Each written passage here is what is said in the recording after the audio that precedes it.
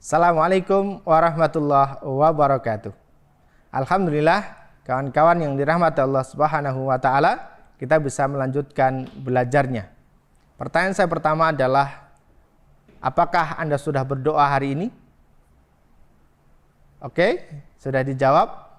Doa ini adalah ibadah yang paling mudah dilakukan tanpa modal yang banyak.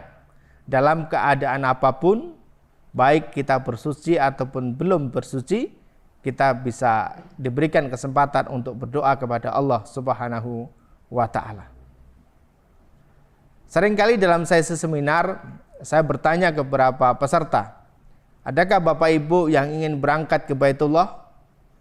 Banyak orang yang mengangkat tangan mereka, mengatakan, saya pengen Ustadz, saya mau berangkat Ustadz.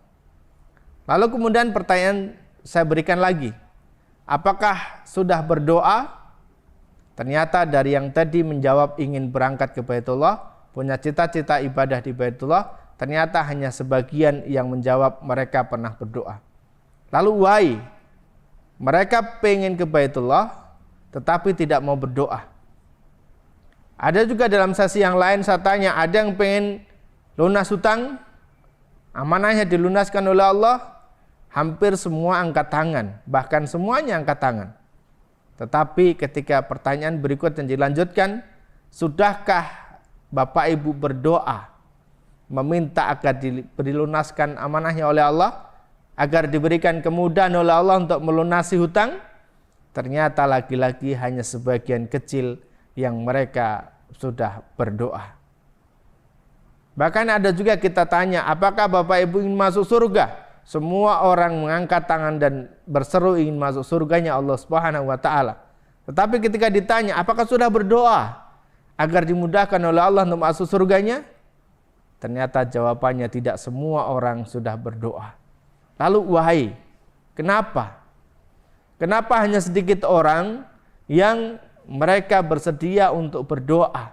Padahal sudah jelas, ud'uni astajib lakum. Ketika seseorang meminta berdoa kepada Allah Subhanahu wa taala, maka akan dijabah oleh Allah.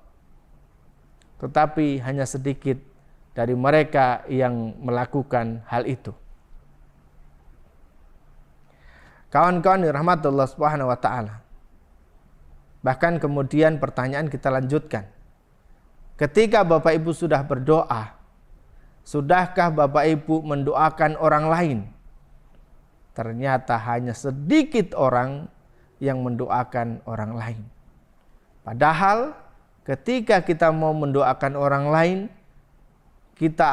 doa ini akan diterima, akan diaminkan oleh malaikat. Dan bahkan yang menariknya, doa kita akan didoakan kembali oleh malaikat untuk diri kita dengan doa yang sama. Itu artinya apa kawan-kawan? Ketika kita mendoakan orang lain kebaikan, maka kita didoakan kebaikan pula oleh malaikat. Ketika kita mendoakan orang lain agar bisa lunas hutang, maka kita didoakan juga oleh malaikat agar kita bisa lunas hutang. Pertanyaan berikutnya, kenapa kemudian kita tidak mau berdoa?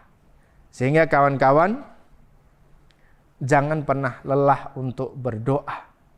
Jangan pernah bosan untuk meminta kepada Allah Subhanahu wa taala. Bukankah Allah yang telah membuka tangannya, memberikan kesempatan kepada kita untuk meminta sebanyak-banyaknya, meminta apapun, kebutuhan tentang dunia ataupun kebutuhan tentang akhirat. Lalu kenapa kemudian kita masih malas untuk berdoa? Saya kemudian mencermati, setidaknya ada 4 alasan kenapa seseorang enggan untuk berdoa. Yang pertama, mereka malas. Merasa bahwa nggak mungkin doa saya didengar oleh Allah.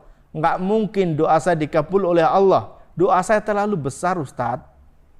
Akhirnya muncul malas. Ataupun akhirnya muncul bosan. Karena setiap berdoa seolah-olah tidak pernah dikabulkan oleh Allah Subhanahu wa ta'ala. Yang kedua, karena takut.